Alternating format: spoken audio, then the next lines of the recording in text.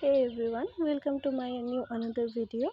তো আজকে আমি বানাতে যাচ্ছি আমের চাটনি। তো আমি এটা কিভাবে খুব কম সময়ে আর খুব কম মশলা দিয়ে আমি কিভাবে চাটনিটা বানাবো আপনারা দেখতে থাকুন, ঠিক আছে? তো প্রথমত আমি আমটাকে ভালো করে ধুয়ে তারপর এই খোসাটা ছুলে নেব, তারপর আপনাদেরকে দেখাচ্ছি। এই তো আমি ভালো করে ধুয়ে তারপর খোসাটা আমি ছুলে নিয়েছি। এখন আমি আপনাদেরকে দেখাবো কিভাবে আমি এটাকে বানাচ্ছি, ঠিক আছে? এই যে আমি আমটা কেটে নিয়েছি। আপনারা যেভাবে খুশি সেভাবে কাটতে পারবেন, তেমন কিছুই নেই যে এইভাবেই কাটতে হবে। তারপর আমি এখানে আছে আপনার কাঁচা লঙ্কা, শুকনো লঙ্কা, নুন, মরিচের গুঁড়া, হলুদ, সাদা সর্ষা, পাঁচফোড়ন। আপনারা চাইলে কালো সর্ষাটাও দিতে পারেন। আমাদের ঘরে দুটোই ছিল, তো আমি সাদাটা দিয়ে দিয়েছি। আর এখানে অল্প হামালদিস্তাতে কুটিয়ে রেখেছি জিরা আর একটা শুকনো লঙ্কা, কারণ এটা হামালদিস্তাতে কুটিয়ে নিলে কি হবে, যাতে টেস্টটা ভালো আসে, ঠিক আছে? এখন আপনি আরেকটা জিনিস লাগবে, সেটা হচ্ছে গুড়। তার আমি সেটা দেখাচ্ছি। আপনারা চাইলে চিনিও দিতে পারেন, কিন্তু আমি গুড় নিয়েছি যাতে টেস্টটা ভালো আসে, ঠিক আছে? এই তো আমি গ্যাসটা বসিয়ে দিয়েছি। এখন কড়াইটা শুকিয়ে নিই একটু, তারপর আমি আপনাদেরকে সব দেখাচ্ছি কিভাবে কি করতে হবে। আচ্ছা, কড়াইটা গরম হয়ে গেছে। এখন আমি এখানে দিয়ে দেব সর্ষের তেল।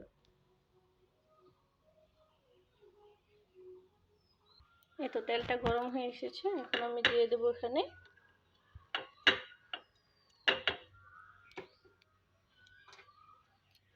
কাঁচা লঙ্কা, দিয়ে দেবো একটু শুকনো লঙ্কা, একটু সব কিছু ফোড়ন দিয়ে এখন আমি এখানে আম দিয়ে দিয়েছি। এখন দেবো এখানে নুন আর হলুদ। আমি একটু ভেজে নেব।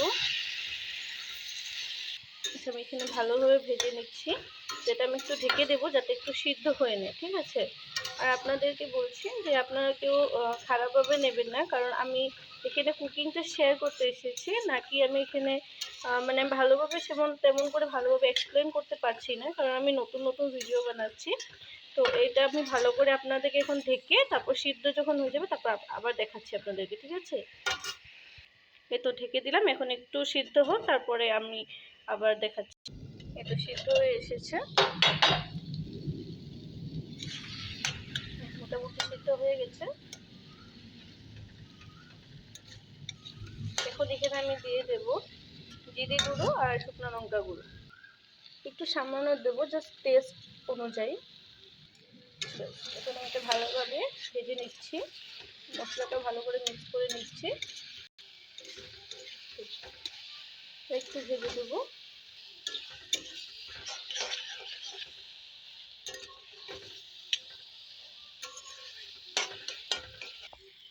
এখানে একটু জল দিয়ে দেব, তারপর দিয়ে দেব গুড়। আপনারা চাইলে চিনিও দিতে পারেন, কিন্তু গুড়টা দিলে মানে হেলথের জন্য ভালো আর টেস্টটাও ভালো আসে। তো আমি গুড় দিয়ে আপনাদেরকে আবার দেখাচ্ছি। এটা এখন গুড়টা আমি এখানে গলাবো ভালো করে। এই তো আমি এখন এখানে গুড়টা ভালোভাবে গলায় নেব। এত ঝালও হবে না, একটু টক মিষ্টি হবে, তো আপনাদেরও ভালো লাগবে। আর এত গরমে খাওয়ার শেষে একটু যদি এরকম চাটনি হয়ে যায়, আর একটু আমি শুকাতে দিচ্ছি, কিন্তু এরকম পাতলা চাটনি যদি হয়ে যায় না, মানে মনটাই ভালো লেগে যায়। তো আপনারা বানিয়ে খেবেন, দেখবেন কেমন লাগে। তারপর আমাকে অবশ্যই কমেন্ট করে বলবেন যে আপনারা কেমন, ভালো লেগেছে কি না, ঠিক আছে? একদম আমি লাস্টে আবার দেখাচ্ছি যে এটা লাস্টে কেমন লুক হচ্ছে। আচ্ছা, এখানে না এখন অনেকেই বলবে যে আপনি আমটাকে ম্যাশ কেন করেননি। আচ্ছা, ম্যাশ করলে কি হয়, যখন আমরা মানে খাবো না, তখন কি হবে, যখন এই একটু একটু আমটা মুখে পড়বে না, তখন যে একটা টেস্ট থাকে, ওটা মানে একদম আলাদা অনুভূতি একটা, ঠিক আছে? তো ওটার জন্য আমি কি করেছি, হালকা হালকা সিদ্ধ করে নিয়েছি। আর যতগুলো তো সব গলেই গিয়েছে, দেখেন কি সুন্দর একটা কালার এসেছে। দাঁড়া আমি টেস্ট করে এখন বলছি, দাঁড়া।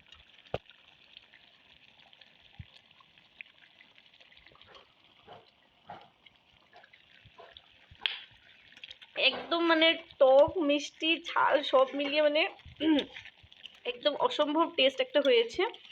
আচ্ছা, আমি এখন এটাকে আরেকটু শুকিয়ে নেব, তারপর আপনাদেরকে লাস্ট যে লুকটা আসে সেটা দেখাচ্ছি। আচ্ছা, এই তো দেখেন হয়েই গিয়েছে প্রায়। কালারটা কেমন এসছে জানাবেন, কারণ এখানে তো সুন্দরই এসেছে। যেহেতু কাঁচা আম না, তো এটার একটা কালারটা একটু আলাদা থাকে। তাও বলবেন যে কেমন হয়েছে। আচ্ছা, এখন হয়েই গিয়েছে, আমি এখন অফ করে দেবো, না হলে এটা ভালো লাগবে না আর কি। এতটুকু ঠিক আছে।